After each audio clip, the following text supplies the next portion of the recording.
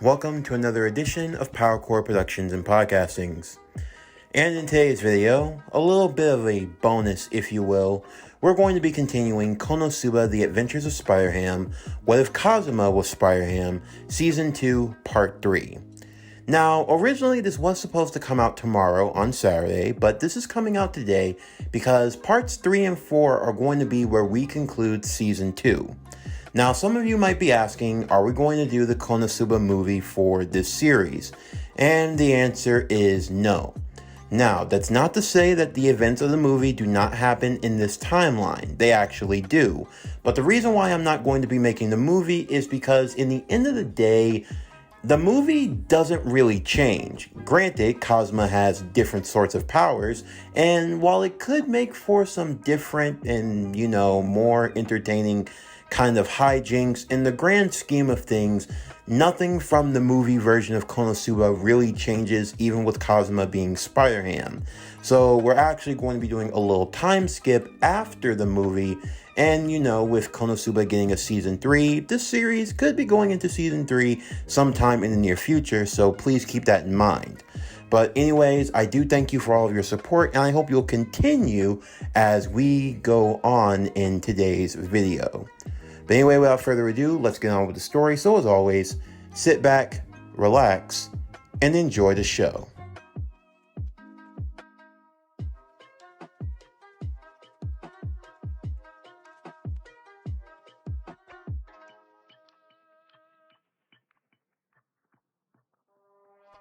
Kazuma Sato was tired.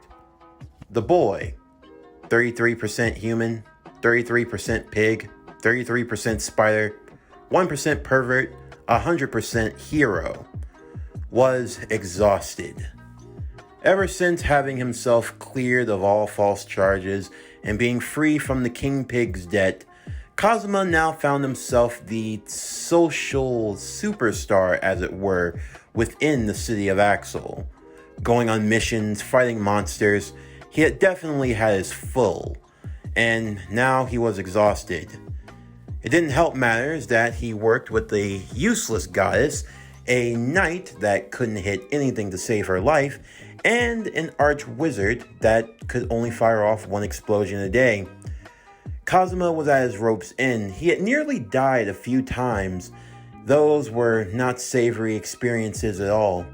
Plus, with all the money they had collected from their rewards, they were more than well off. And there was also another lucrative career in the wings for our said pig hero. That being in the form of Vanir. Yes, Vanir managed to survive, although it wasn't without damage. No, there was a number on his mask, that indicating he was Vanir the Second. He was working at Wiz's shop, along with the ditzy Lich, as well as her companion, Otto Doctorpuss, the mad scientist cat with multiple mechanical limbs. Half cat, half octopus, 100% evil. If he wasn't scheming about how he was going to get revenge on his former boss in Verdia, the jack-o'-lantern, or about how he couldn't stand Wiz, he was actually doing a fairly good job running the shop. And it didn't help matters whenever Kazuma and friends decided to pay a visit. The cat was using the mechanical limbs to sweep the floor, dust off some of the merchandise, and take care of the ins and outs, while he gave himself a much-needed scratch behind the ear, only to go into a hiss as Kazuma entered into his place of establishment. "Oh, no, not again. Not you, Mr. Break-It. Well, I'll have you know, I'm keeping close watch over the tab. You might have gotten away with everything because of that damn Lich, but you're not getting away on my watch, Sato." "Calm down, Doc. Seriously. No need to be in an uproar. I just came here to speak with Verdia. I was wondering, is he around?" Greetings, future business partner," Verdia would say. "Although I must reprimand you for saying he, as we demons do not have gender. I would have said it or they would have been more appropriate." "Oh, well, in either case, I have the prototypes needed. Did you want to just buy the rights to it instead? That would be more lucrative. Although, if you do manage to retain the rights, you could get a steady form of income. Or, if you were willing to sell it, I could make the sum worth your while. How much we talking? Yeah, how much are we talking? The cat would ask. I'd say somewhere between 300 to 350 millionaires. 350 what? Kazuma almost wanted to have a heart attack. But 350 million? Why, he could retire once and for all.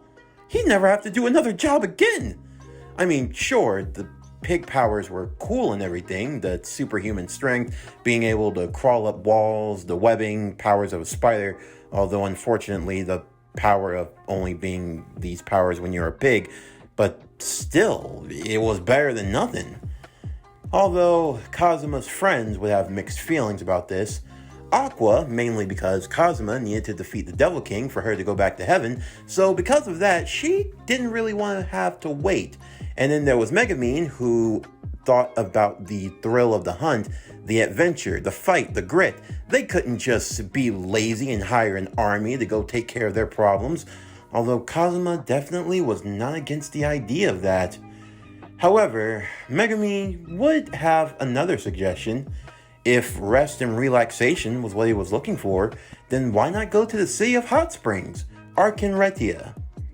Of course, for Kazuma, he was prepared to turn this idea down. That was until hot springs was thrown into the mix. A nice chance to relax his muscles in the hot springs? Why, that sounded like a dream come true. Just a relaxing vacation. No fighting monsters, no dealing with inept partners, just a place where a young man could relax and maybe even find love. Of course, the group wouldn't be going by themselves. They were actually going to be going with Io Doctopus as well as Wiz. Vanya was going to be watching the shop. While off duty, Doctopus decided to just be called Io for short. He didn't like the other nicknames that were made for him. The cat would retract his mechanical limbs into his back that formed a little bit of a backpack of sorts, as the cat would sit on Wiz's lap as they would all board a traveling convoy that was going to Arkenretia. Of course, there were things that didn't go smooth about this at all. For one, they were traveling with merchants, so they had to make room for some stuff, and someone was going to have to sit on the uncomfortable back. It came down to Kazuma and Aqua playing a game of rock, paper, scissors, but Kazuma, using his luck, had never lost a game, plus he was just that damn good. But even when Aqua tried to boost her stats, she still found herself losing, to which she accused Kazuma of being a no-good cheater who only had the ability to cheat, and this set the boy off. So much so that he called the goddess a completely useless sack of trash, and if he could have traded her in for a special ability or something else, he would have done that a long time ago. The girl was preparing to simply cry and whine, but in the end, Kazuma agreed that they could just switch turns, and in the end, sitting on the back wasn't even all that bad. Now, I'd like to tell you that everything went normal, that there wasn't any real need for worry, that the trip was just fine and dandy and they arrived to Arkenretia without any problem, save for the giant kettle of running birds that were chasing them, more specifically Darkness because of her specially made armor that attracted the damn things. And so Kazuma and friends had to lure the running birds into a cave in which Megumin would fire off a large explosion, killing them all in the process. Or there was that time when they were all asleep at night, and because of Aqua and just her goddessy aura, she ended up attracting multiple hordes of zombies. And, well, thankfully, Aqua, having the power of Return of Dead, was able to get rid of them to be effective all enough. But still, though, it was just the little things, and the most unsettling part, it was the fact that everyone just seemed to think that Kazuma's party were just these amazing folks who could do no wrong. No, it wasn't anything like that, wasn't anything even close to that. You're also probably wondering, where's Howard the Duck in all of this? Wasn't he a part of the party? Well, after they were all free of their debts and responsibilities, Howard decided to go his own way.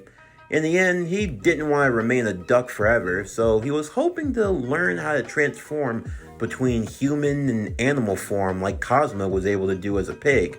Of course, he promised that this wouldn't be the last they saw of him, and hopefully their paths would cross again someday. Of course, whether it did or didn't, who knows? Word is that Howard continued his job as a detective. He found a lovely redhead, and the two of them settled down together. They run a private bureau, if you will.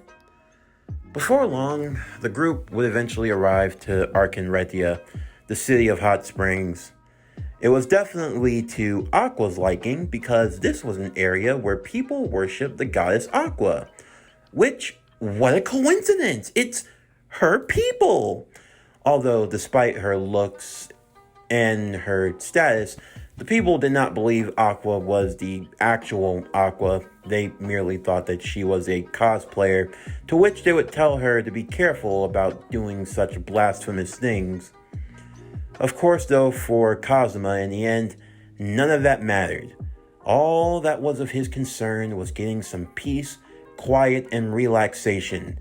He had been fighting monsters and would-be villains nonstop, and it was to the point where his shoulders were creaking, his back was sore. Oh, the back was terrible. One time he was trying to swing from rooftop to rooftop and he ended up missing, slamming into a clothesline and falling back and forth in an alleyway between wall to wall before his back slammed right on the top of a cart.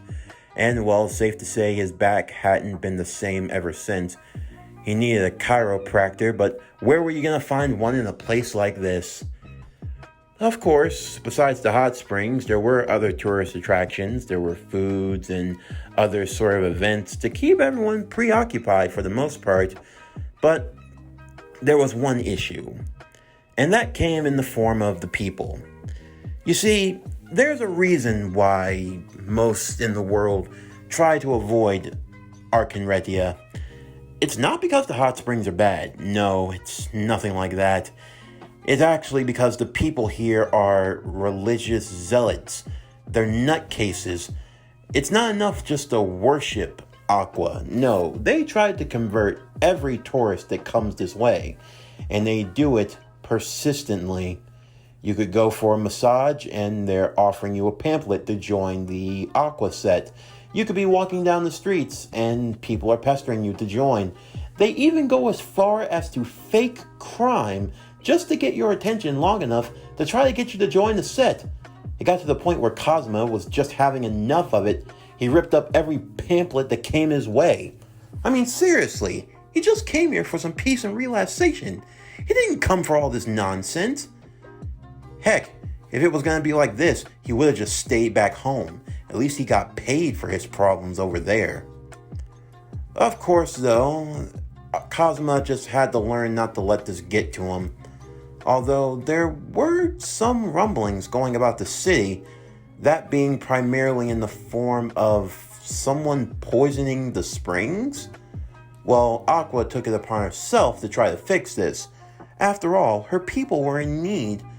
But the problem was when Aqua purified the poisoned water, while the poison did go away, so did the hot spring, and it just became boiling water. Yes, there is a difference, but what is it? I'm not entirely sure. In the end, Aqua found herself doing more harm than good. She felt like all hope was lost. That was until she ran into him. It was a young boy around the same age as Kazuma. He had pretty blue eyes as blue as, say, Aqua. He had shimmering blonde hair. He wore what appeared to be an orange Hawaiian shirt and shorts and sandals. Hey there, pretty. What's the big deal with a girl like you crying in a place like this? I mean, if they are tears, they should be tears of joy, don't you think? I'm sorry. It's just, I'm trying to... I know. You're trying to help these people. I've heard. You believe me? Of course I believe you. I mean, you do remember, don't you? Huh? Oh, it's probably the sunglasses. My name's Morris. Morris Miyamura. You and I, we met once before. Aqua would be joined by Kazuma. Aqua, you know this guy? He seems familiar. How do I... Oh, right. I guess, well, a better way of explaining it is you and I met in a previous life. Previous life? And then it hit her. She now knew why this boy was so familiar.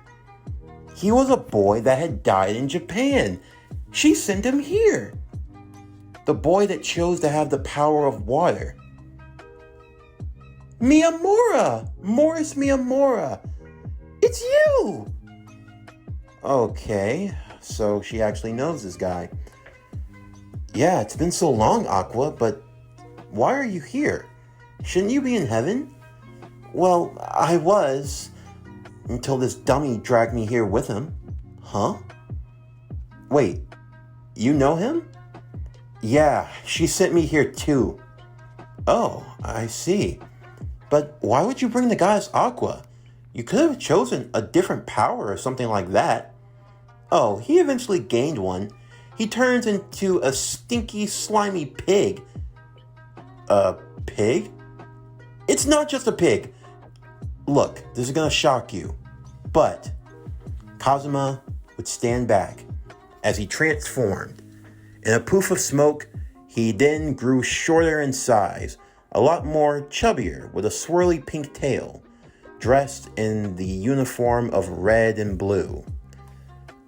You probably heard of me. The name's Kazuma Sato, aka the Amazing Spider Ham. Spider Ham? Oh, yeah, we had her news about you. You're that weird pig-like hero that fought that pumpkin guy, right? That was one of the Devil King's generals, I'll have you know. And I helped defeat the Mobile Fortress Destroyer. Thank you very much. I don't know what you've done since you've been here. Oh, I just became the mayor of Arkham. You're the mayor? Oh my god, that's so perfect! Someone who has the ability to control water, who truly knows its capabilities. I couldn't have thought of someone better to run this town. It's no big deal. Really, I figure it's the least I could do. After all, for a goddess as beautiful, as smart, as talented as you, it's only right that I look after her treasured home. Kazuma couldn't help but roll his eyes. What movie did he pick that up from? Beautiful? Smart? Were they talking about the same Aqua here? Aqua, however, was smitten. Morris Miyamura, a boy of dignity, of class, Kazuma could learn a thing or two. Morris decided to show her more of the city, and Kazuma was left there alone, confused, bewildered. Was everyone here just drinking the Kool-Aid? They must have had some damn good Kool-Aid for everyone to be souped up and be this crazy. Am I the only sane one in this town? I concur, pig. Huh? What the? Oh, Otto. You're not really fond of water. What? You think just because I'm a cat, I'm supposed to not like water?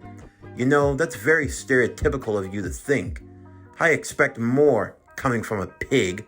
Although, then again, I shouldn't be surprised because you have the brain of a pig. I'm only a pig because you turned me into one. And whose fault is that? How was I supposed to know the radioactive pigs were going to mutate your DNA? Who carries radioactive pigs? For the last time, I kept the radioactive pigs to catch the radioactive spiders. I mean, I wanted to go with the radioactive vultures, but no. His jack-o'-lantern jackass lordship had to ixnay that idea. Next time, I should go with the irradiated scorpions. Or maybe the irradiated rhinos. Okay, can you stop with radiation and animals? That's clearly not your forte here, bro. I'm not your bro. I am a doctor. I was a respected general. You were just the general's assistant. I could have been a general, damn it. Dude, you really need to learn to loosen up. You don't work for Verdia or for the Devil King anymore. You can, take it easy. Not hate on Wiz so much. I mean, she's the only one that actually likes you. Huh? Oh, please. She likes everyone. The girl would like a lamppost if you told her to. She doesn't know any better. Hey, stop being mean to Wiz like that. She took you in when no one else would. You owe her. Otto would simply keep his mouth shut. As much as he didn't want to admit it, perhaps the pig boy was right. Maybe he was being too harsh on the lich. After all, the poor girl didn't do much. All she did was just maintain the barrier. All the same, though, Kazuma and his friends would continue their stay in Arkenretia, enjoying the city of hot springs and all that it had to offer. Into the night, as they all would go back to the inn, respectively, Aqua would be on cloud 9. Morris had shown her all around, all of the beautiful places, the sparkling water, the way it shimmered, the arrays of blue. He had kept her town perfect, beyond perfect. He was everything. Everything she could have ever wanted. Kazuma couldn't care less. He was tired for the day, and he was going to be making full use of that massage parlor tomorrow, no matter how many religious whacknuts he had to put up with. However, under the cover of night, two men would meet in private. You had enough fun gallivanting around this town like a jackass? Hey, the only reason why you were able to sneak in here is because of me. Besides, what's taking you so long? You were supposed to poison the water supply a long time ago. Well, it's easier said than done. Someone kept purifying the water. Yeah, no need to worry. I found the cause of that issue. You did? Well, why don't you just send her my way? I can make sure that she never comes back. Oh, what? If I let you get your hands on her, you'll do to her what you did to the townsfolk in the surrounding area. I couldn't help myself. I needed a snack. Well, this beauty's mine, so you can't have her. But as for everyone else here, well, once this place goes to hell, you're free to do whatever you want. I like the sound of that. To think, someone like you would have become one of the Devil King's generals. The Hydro Man. Hydro Man and Hans the Slime. My name's still better than yours. So, about this problem, don't worry about it. Trust me, in the end, everything's gonna work out just fine. Arkenretia is gonna be completely destroyed, you're gonna have yourself a nice buffet, and as for me, well, I just hit the jackpot. And soon, I'll have the power of a god. This concludes Konosuba, The Adventures of Spider-Ham. What If Kazuma Was Spider-Ham? Season 2, Part 3. As always, if you enjoyed today's video and everything else that we have to offer, then please don't forget to like, comment, subscribe, share, and hit that bell for post notifications so you can stay up to date on everything that is PowerCore Productions and Podcastings that has to come out now and in the future.